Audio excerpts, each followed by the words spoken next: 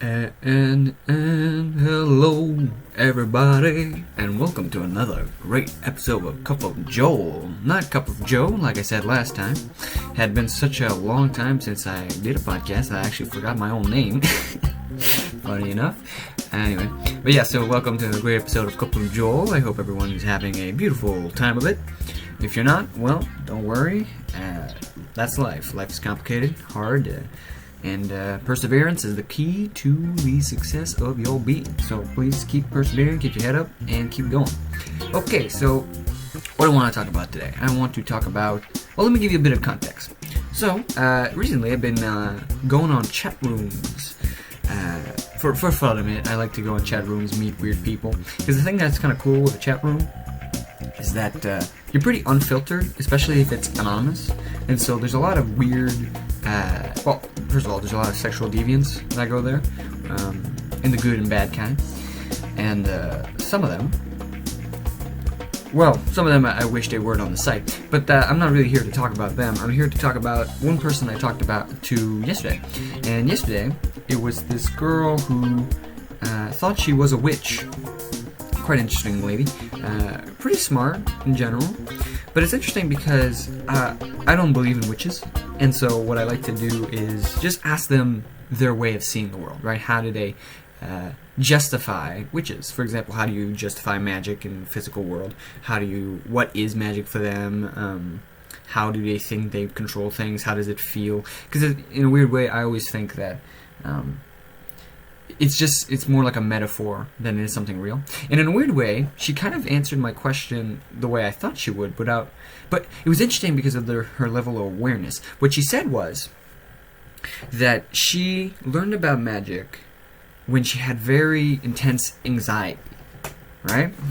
And what's interesting about that is that essentially she was saying the magic or learning about witchcraft and all that helped me cope, helped me feel more powerful, and helped me deal with my anxiety.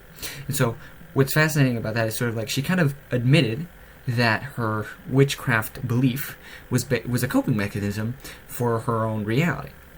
And so today I would like to actually explore coping mechanisms because they're actually quite fascinating if you think about what they mean and what they imply.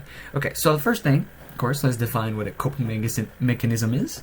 It is a way that your brain, or multiple brains, you could say, they basically create this this idea in their brains, or an association, or any form of creation to help to deal with a certain pain, trauma, or event, because in its purest form, it is too much for the brain to handle, or at least it is too much for the conscious brain to handle. And so that's actually what's already in my definition. That's something kind of interesting. See, I don't believe that the entire brain can't cope with an event. I think the brain knows what the event is and is coping, right? Because the thing is, if the brain didn't know what the event was or the trauma was, it wouldn't have to imagine. Okay, it's like, let's say someone gives you a really hot rock in your hand, right? Well, if it's too painful, you're going to jump around and throw the rock away. But when the rock is thrown away, it doesn't burn your hands anymore. It might fizzle a bit, but once it cools off, it's done, right? But here's the thing. It's like a trauma, it's like holding the burnt rock in your hands and not letting it go, because you can't not know what the trauma is, right? It's not like your brain just completely eliminates it. In fact, we know this because people with trauma that seem to forget the event can remember the event later, meaning that it's not like memory just you gotta think about this in an actual physical level. It's like your brain is not cutting out a piece of the brain that has the memory of it. No, it is, in a sense, you can kind of do this with hypnosis. You can block the impulse so your brain can like block a certain combination of impulses to not allow you basically to think of that specific thing, but it doesn't mean, or at the very least consciously think of that specific thing. But it doesn't mean necessarily that that it is actually blocked. And if you don't believe that the brain can do that, I would suggest there's this thing called so Netflix had this promotion. I think it's been a while now. I think a year or 2 years ago. Anyway, it was a hypnosis thing, and essentially the idea was you'd watch a TV show, right, with a big plot twist. And then you would go to the hypnosis thing, and they would make you forget what the plot twist was, right? So essentially, then you would rewatch the movie and be re-surprised. Now it worked. It's not perfect. It had some people it just didn't work on, but it worked for some people. So clearly, that means that the brain can block some parts of your brain off for a period of time and deblock it. But here's the thing that's interesting. If you can deblock and reblock, that means that there is a part of the brain, you could say, that is exterior, that is making that command, right? And that part, because again, if you were, let's say the entirety of your brain was blocking a specific part of itself, it could not deblock it because it wouldn't know where to look, right? It's sort of like if you kept the keys inside of the car, right? And you lock the door. Well, you can't go back and get the keys unless you have the keys outside. And so if you have the keys outside, then you can, So my point being that it is not necessarily that the brain can't access this place, but it is blocking it for a certain part of the human brain. And I believe that's the conscious part. Now, why am I talking about all that? Well, think about coping mechanisms. Your brain is creating, there's tons of forms of how coping works. There's belief. There is mental illnesses like multiple personality disorder, where when a trauma is too intense, your personality in a sense switches, where you believe you are someone else, and so you can deal with the trauma in a more far away perspective or in a different perspective, and then you can also switch continuously to another character to then, again, like I said, deal with the event or not even know about the event, because in a sense, multiple personality disorder, some personalities, that's very fascinating, by the way. If you ever want to look it up, it's essentially people that can switch their personalities, like parts of their brain are like blocked for a time, and then it is unblocked, and it's like a different person. Anyway, but that is the most extreme, I would think, way to cope with trauma. Another one would be something like PTSD, where it's very traumatizing, but you might say, well, it's not coping, but it is, because what your brain is doing is there's a very intense trauma, and most of the time your brain is completely off it, right? But then if anything triggers whatever the trauma is, you basically eliminate it immediately, right? So you get into, you get back into the event as it is. Well, I mean, this is an extreme version where you think you're in an event, but what I mean is you become attack mode, so, stress levels go up, you feel more combative, stuff like that. And so maybe I'm generalizing a bit on the, I'm not a doctored psychologist, but anyway, so PTSD is one version, and like I said, belief is another one. I mean, I knew a lot of people that would cope with religion, and I'm not saying, again, I'm not claiming that I know religion is wrong. I already talked about some of the things that I think are problematic, or maybe I haven't, and maybe I will later. But my thing is like, some people, they seem to be religious because they're scared of some of the realities of the world. Like, they're scared of death, they're scared of no purpose, and they're scared of, like, are they actually going to succeed, right? The idea that everyone has a plan is very comforting, so it's a good way to cope with the dealings with reality. But here's my point. So my point is, if you notice what in all these options, it is sort of voluntary, like belief. I'm not saying they believe it in reality, and that helps with their trauma. It's like, this thing helps with their trauma, and so therefore they believe. Or this thing, this mental disorder helps you cope with the pain, and so then it is kept, in a sense, or it is utilized, right? Because if it didn't help, you wouldn't utilize it.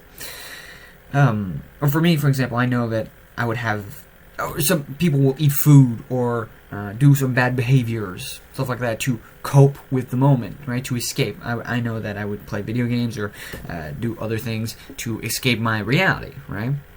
And if it didn't work, well, I wouldn't do it, right? But again, it's not necessarily... See, I know in a way that I'm escaping a reality, since I know that... Basically, look, I feel intense pain, and then my brain knows, go do this, and this will, for a while not be there, right? Well, and in that sense, I basically know that I'm coping. And because I know I'm coping, it means that a part of my brain knows exactly what is the problem and is actually dealing with the problem directly. So what I mean by that, I mean, like, let's say again that you believe you're a witch consciously, right? Well, that means a part of your brain probably knows that you're not actually a witch, right? It probably knows that this is a coping mechanism, because in a sense you can kind of say it, right? You can kind of explain how it helped you, and again, you can't really justify it logically. So, I'm talking about the girl specifically I was talking to. It's like she could explain to me basically everything, like almost saying yes is a coping mechanism, but she could not admit the thing wasn't real, because if she did, like I said, her whole magic, her whole confidence, the whole solution to the pain would be going away. And so what that means is that consciously she could not admit that it was fake, but subconsciously she knew. And so what I sort of found fascinating is essentially, like I said, is that the coping mechanism is showing that the brain is actually playing two parts. You have, in a sense, the conscious mind, which you could kind of see like almost like a child, wandering life and being scared of all the trauma. And then you have, and also probably I would say, the one part of your brain that's actually accessed to emotion.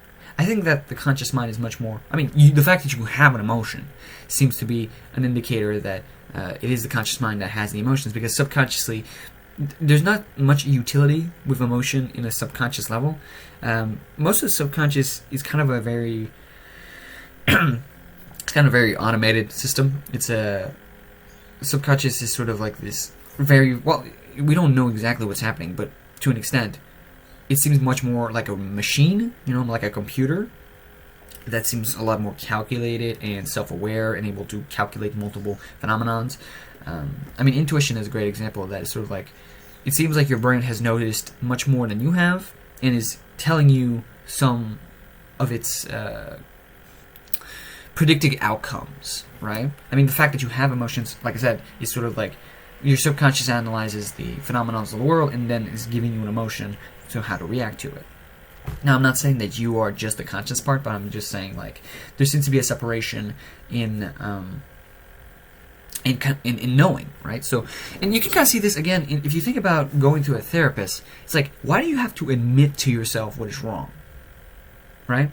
When you talk to a therapist, when you talk to people trying to figure out a problem, it's like, you know what's wrong, but you can't put it in words, and so you're like talking about things and you're trying to find like the problem, and when you say the problem, it's like, oh yes, that, right? Meaning that you knew what the problem was in the first place, but that essentially it was subconscious. And so what I'm getting at again is that there's sort of this, you could almost say like there's this mastermind adult, if you will, like metaphorically speaking, in the background of your mind, basically knows everything about you, right? It knows, well, a lot of things.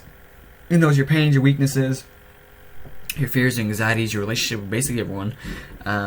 It knows what you really want to do in life, to an extent, unless, whatever came across, it hasn't taken the decision. It knows basically what you want to be doing at any given time, right?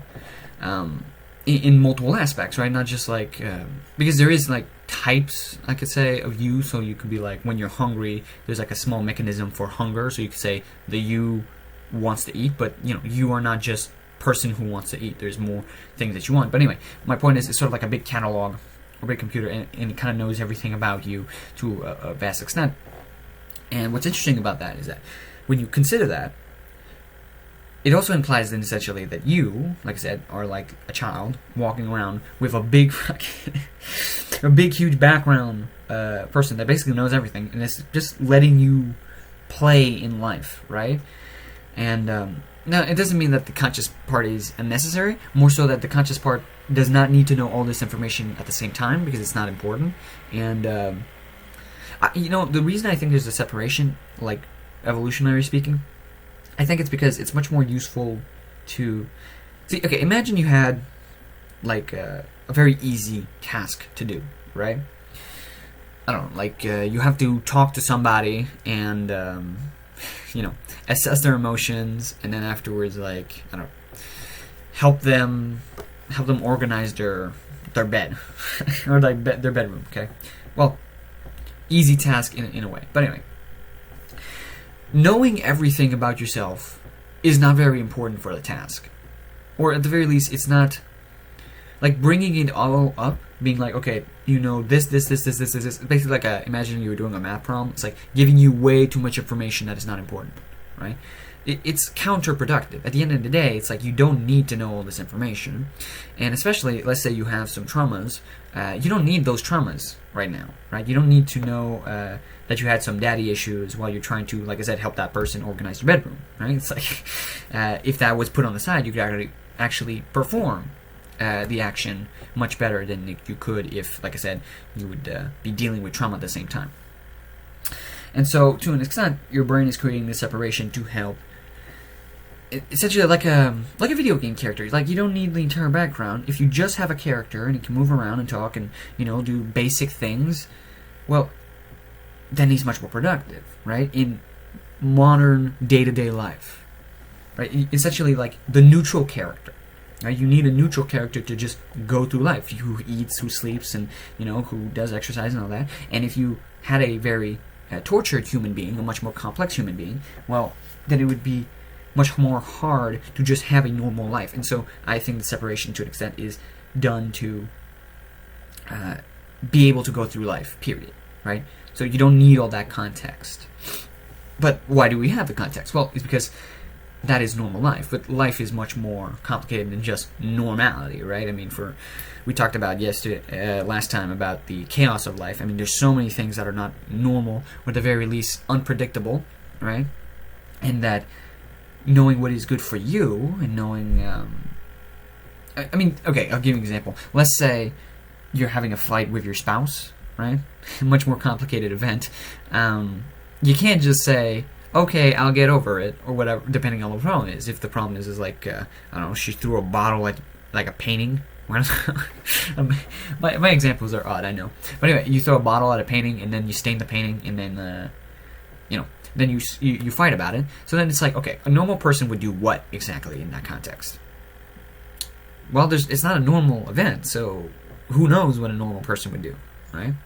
So then the brain can't, I mean, a conscious brain that would just be a plain character could not really react to this event. In fact, if you think about, again, let's go back in video games, and you have a main character. If there's a more complex event, and the character is really just a neutral character, he doesn't do anything. He stays silent, and then essentially lets the other characters in a scene play and answer the question, and he's just there watching. And it's only when the character has a certain amount of personality then he can actually take a decision. And so there you go. I think that the second party is necessary to an extent. I'm not just saying just that, but I think one of the big things about separation is that it allows you to do the neutral things easily, right? And then also do the complex things by bringing up who you are, right? By putting more, the more contextual awareness you need to deal with the problem. Right, so again, going back to the bottle, he throws a bottle at a painting. It's like, okay, you don't really mind paintings, let's say, okay, but you do valorize your work. So for you, what actually hurt you here was not necessarily the destruction of a painting, but the destruction of hard work, and the fact that maybe your girlfriend didn't seem to care about the fact that you work hard for what you have. And so in a sense, then, and also again, then it would be like, okay, so that would be the problem, right, that you have. This is why you're angry. And then the other thing is like, well, what type of person are you? Are you the type of person who pushes away people that disrespect you immediately because, you know, too much disrespect would in a sense break you as a person? So your brain's like, well, should I leave her? Or is it the person that you don't have enough, you can deal with this, you can deal with this event and talk it out? Or do you, and her, do you think that she can actually change? And so your brain is doing all those calculations, those contextual awareness information to help you decide, what am I going to do with this fight in this argument, right? And so that's where I think one of the big parts of the conscious and subconscious are playing around. And again, so the coping mechanism is, in a sense, it's like, it's telling the neutral machine, or the more conscious, simple version of yourself, it says, don't worry about it. Right? And you could say also, this is also why I think the ego is so dangerous to, if you think that you're your own ego, like the image, if you will, the persona, if you associate with that, it's like, you're giving a little, like, it's all good, but it's sort of like, the persona is useful to take decisions, but it doesn't mean that's what you actually want to do. So if you associate with the persona and you say, I'm only this, right? I'm a confident guy who likes sports and blah, blah, blah, blah, right? And then an event comes in, you say, well, because I'm a confident guy and I'm sports, I have to take this decision. But it doesn't mean you actually are that, right? So because of that, if you have a sort of simplistic version of yourself, like I said, the persona, what you think you are, well, then you might do things that you actually don't want to do. So anyway, this is more like a side note, okay, to be careful to not believe that you know who you are, because I think a lot of what you are is subconscious, and you can kind of get glimpses of who you are by watching yourself, right? Just watching yourself with curiosity, see how you take decisions, complex decisions, and ask yourself, why do I take those complex decisions and all that. Again, regardless, back to coping mechanisms.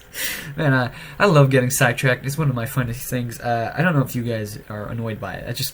There's something so great about exploring an idea to its fullest. But anyway, so in a coping mechanism, what it kind of shows you is that your brain actually can deal with most events, right? It's just that it cannot allow you to know most events, because you can't keep these things into consideration all the time. So it's actually keeping a lot of it from you. And then the problem is that when you try to evolve as a person, because to an extent you actually do need to know who you are, right? Because sometimes your subconscious is not in perfect communication, and sometimes your subconscious, because you're not actually as aware of who you are, it is very hard for you to do the right decision. Because in a sense, maybe you could say it's almost like an evolutionary mistake, very slightly, is that life nowadays is much more complex than it used to be, right? It's not like when you meet someone in the past, when in the farmers, right? It's like you barely talk to the guy. You're just friendly, he moves along, and then you have your little family and you work on the farm or whatever. Or when you were hunting, same thing. It's like you don't, the depthness of the bond is not necessarily that important, because you don't really have time to deal with that event. Right, so like you have to go hunting and stuff like that, and you keep all the damage in the back, and it doesn't matter because at some point you die, and you know that PTSD and all that trauma, it's left in dirt. But nowadays, modern man has a lot more complexity in front of him, right? Civilization, you have a big impact even if you don't realize it. And so the thing that you have to sort of be is aware of yourself, right? So you don't actually hurt yourself and others unjustly, right? So a good example of that would be anger in general. I think that anger in general is just pain or sadness that is not dealt with properly, right? Who's not expressed properly, because essentially it's stuck.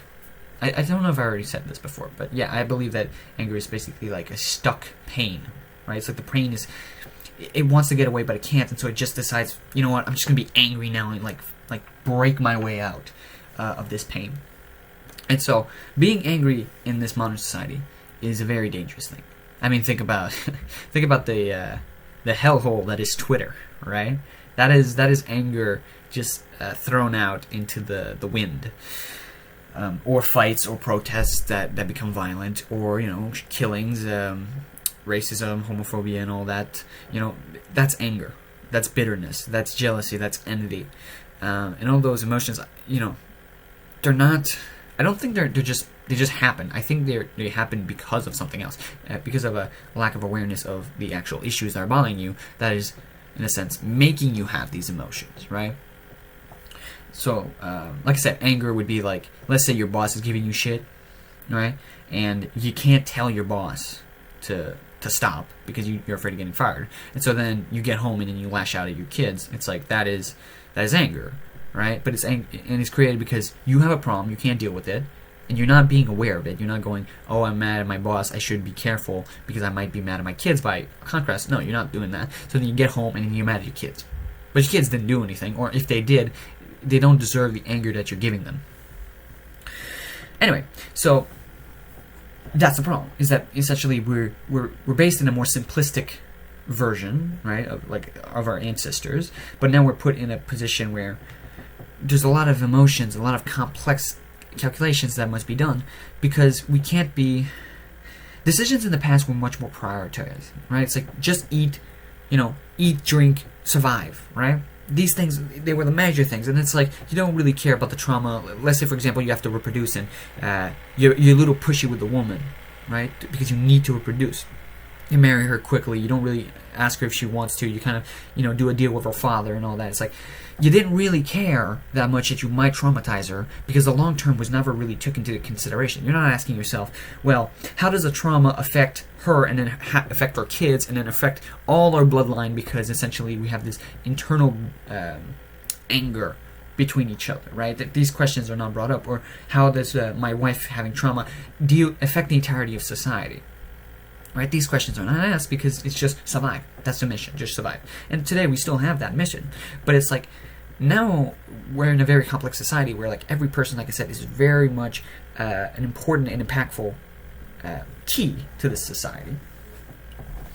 And the idea of just letting ourselves be simplistic is much more dangerous, because in a sense we're more fragile in that sense. If every human is angry, then there's a revolution, and a revolution in this time is very dangerous when it comes to, especially if it was a bloody revolution. I mean, could you imagine having an actual like huge bloody revolution in the U.S.? We'd be in a lot of trouble. So yeah, I think that to an extent we must be more aware of our contextual person. We must know who we are, to an extent, to allow ourselves to ask ourselves if this is the right decision, right? And if this is fair. Because like, if you understand that you're bitter for X, Y, and Z, you might understand that it's not necessarily that the problem is outside, right? So let's take incels, for example. Okay, so an incel probably has a lot of issues that makes him hate women. But it's like, it's not the woman, right, per se. There must be some things that can be put to the women's feet, but rarely, because if you say all the women, it's like almost nothing is applied to all the women except for the fact that they're women, right? It's like you can almost say nothing, generally speaking, about anybody in a completely specific, like you could be like every woman is X, Y, and Z, except if it's literally about characteristics that a woman always has, right? And so, for example, be like all women would reject me. It's like, well, have you met them all? No. So it's much more. If it's not an exterior thing, it's probably to an extent it's an exterior thing. Like maybe there was unfair events to you, but to another, it is much more an interior thing. It is, you have some issues with yourself, and you don't want to confront them necessarily because they're very traumatic. And so instead of dealing with them, you generalize in your head the women exteriorly, and you go, you know what, they suck. I'm going to reject them, and so that's the way they're going to cope. But they kind of know, like I said, and this is the point, is that your brain kind of knows that this is not really the reality. It's illogical, and you kind of, and like, if you think about it rationally, right? And this is the same for ideology or whatever. If you think about it rationally, you couldn't really believe it if it was like just put on plain sight. Like, if you just looked at all your beliefs, you're like, this doesn't really make sense to me. It doesn't even seem like something I would actually believe. So, in that way, like I said, it is therefore a coping mechanism used by your subconscious to deal with the conscious. And, but we have to be careful of that. Like I said, we have to be careful because it is counterproductive in modern day. We have to be aware that we're coping with things. So, for example, if I could meet the girl that I talked about yesterday, I would I would sit down and basically ask her about her anxiety. I would ask her about, why is she anxious as a person? What is scaring her in life? What are her beliefs, like her genuine beliefs? And then slowly, when she develops that, then I would ask her about witchcraft. I would be like, okay, let's see if you actually believe what you say. So then I would break down her beliefs, just be like, okay, what do you think it is?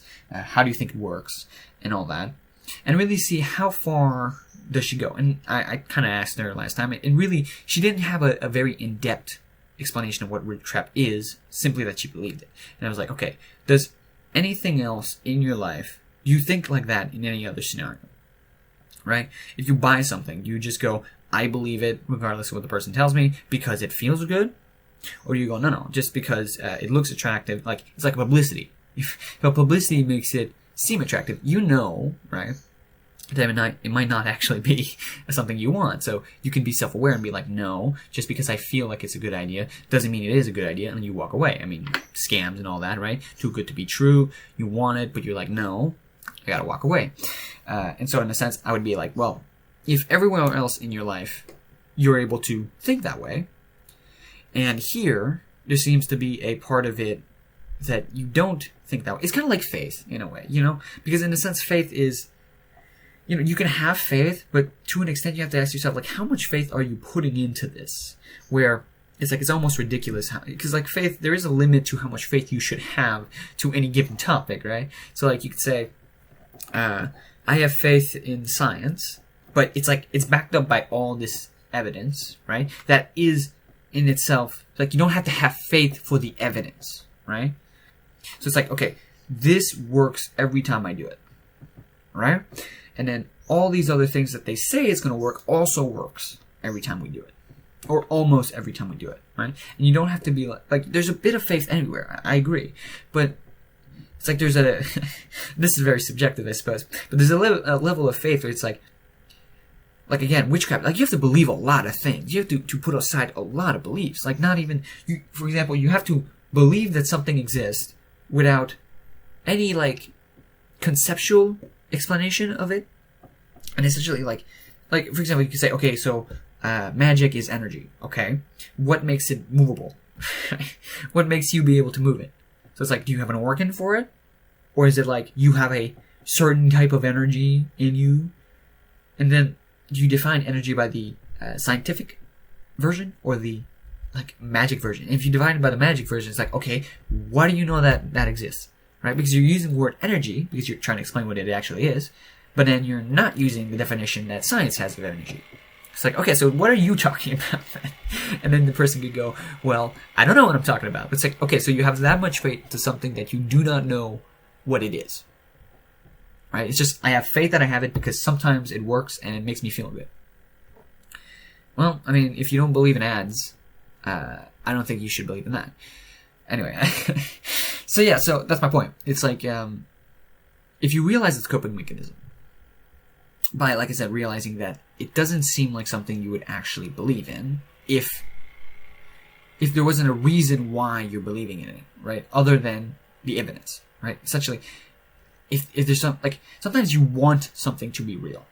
And so you bend yourself, right? A lot of people do that, for example, if they really want aliens to be real, or they really want X, Y, and Z, like I said, God or whatever. It's like they're going to bend a lot of their own way of criticizing things, right? They're going to bend it to allow themselves to believe whatever is in front of them.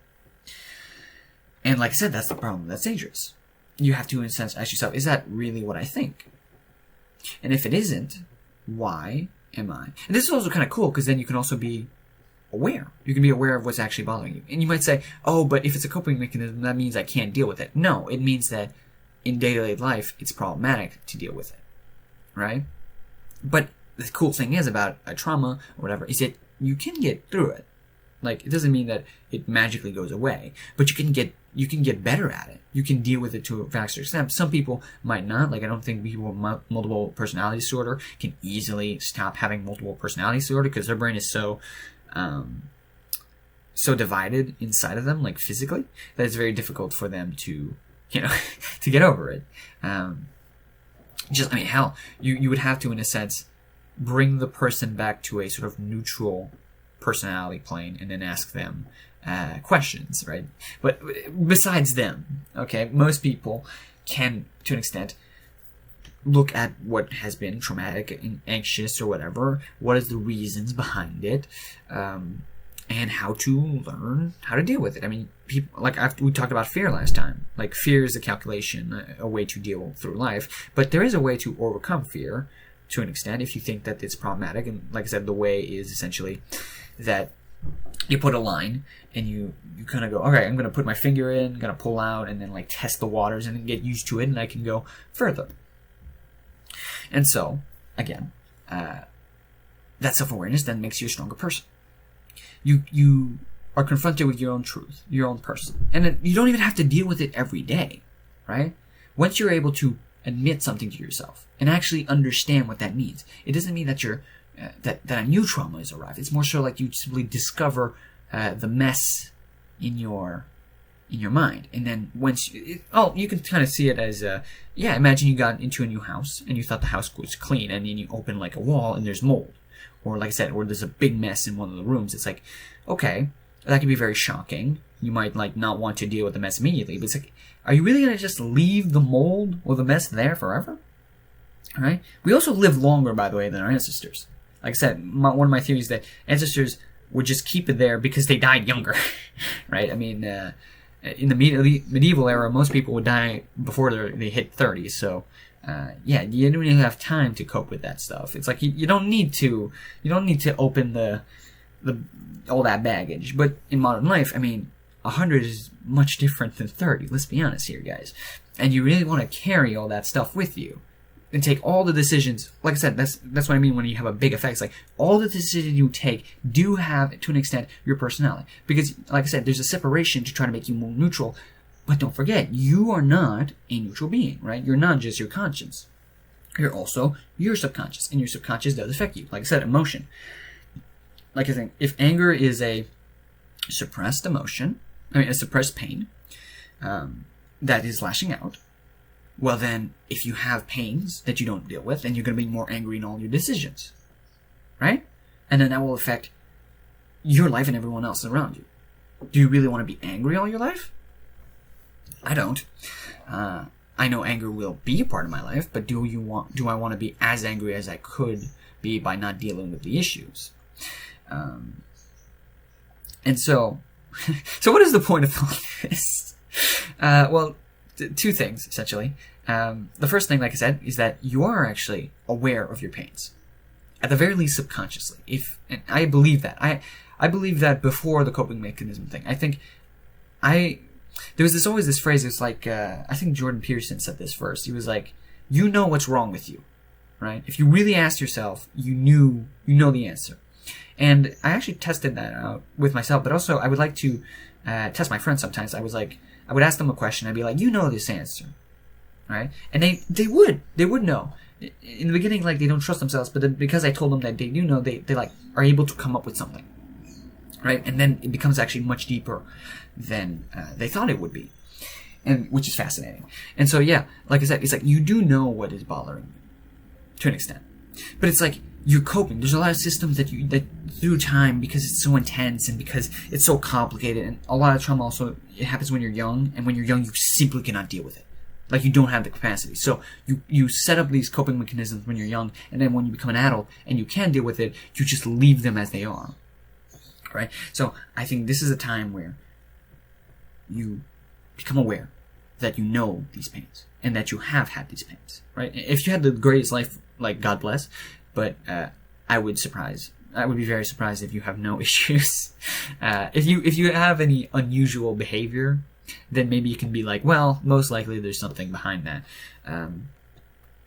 Anyway, so you have some issues in the past that you cope with, and you can kind of maybe tell a bit of how they, you might be able to tell me about the event, but maybe you don't really understand the trauma of the, like, you understand it was painful, but you don't deal with the pain immediately, right? And so then you can ask yourself, do I cope with it? If you cope with it, that means that you haven't accepted the emotion. You haven't accepted the pain yet. And if that is true, then there you go. You have a journey. You have something new. You know you must fix. You found some mold.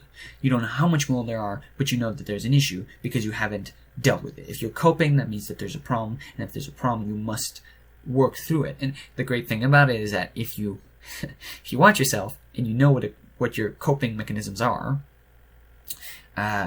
it can be very useful to figure out what your problems are. Like, I'll give you an example. There was one of my good friends who might be listening to this at some point that laughs when he's to cope with some pain. And the thing that's really interesting is that, well, because of that, you can kind of know where the pain is, right? Because when he gets closer to the pain, he randomly laughs, right? Even though it's not really appropriate to the conversation. And so you go, oh, okay, well, let's go that way, right? Let's go where your laughter is. and then you can kind of have a great indicator. Now, he's very lucky, you know, it's ironic, it's like, it's unlucky that he's coping, because it means that he hasn't dealt with the trauma properly, but it is kind of cool that that is the way he copes, because then that's a great indicator. I mean, laughter is like so, it's like, the whole wall is green, and he has like a weird red dot. It's like, oh, there it is. There's the problem. So yeah, everyone has, to an extent, a coping mechanism. Another of my friends, for example, I would tell him things and he would absorb it like a sponge, right? But then when we hit the thing that he couldn't deal with, he couldn't hear it, right? He would like forget about it like the next day. Most people have something like that. It's like, if you're trying to explain to them why it's illogical, their belief, whatever, it's like that part of their brain, they refuse it, right? They just refuse the information. And that shows that they're coping. It's not that they don't really understand. Subconsciously they do. But it's like, I cannot deal with this in the conscious moment, right? Which means that I'm coping with it. And if you cope with it, you go, aha, there's your problem. We found your problem. We can work on that now. And so, there you go. There's my thought about coping. I hope it was clear. I'm trying to be a more clear talker. But because I like the natural flow of conversation, and because I love going into multiple types of areas, you know, just go on one track and then, ooh, wow, here's a butterfly, let me talk about that. You know, sometimes I become less clear, but let me know if you think I'm getting better or worse. Like I said, I hope I get clearer with time. And with that, that was another great episode of Couple of Joel. Episode number 9, guys. I mean, hell, how many do you think I'll get? I hope that, first of all, I hope I'll actually do a video with my face at some point, but in due time. And then I hope that I get to a decent amount of episodes and I get better quality with time, you know. This started off much more like a test, and the more I do it, the more I enjoy it. And so I kind of want to get better at it to show that, well, because to an extent I want to show I care. and also, you know, I want to actually provide something that is useful. Like, even if I think that my own ideas to myself is kind of useful to talk about, I do understand that it would be kind of nice if people could actually use what I'm saying. You know? It's like, I have ideas that I could put in a book, but I don't think people would understand what I'm writing. So, in a sense, you could say this is also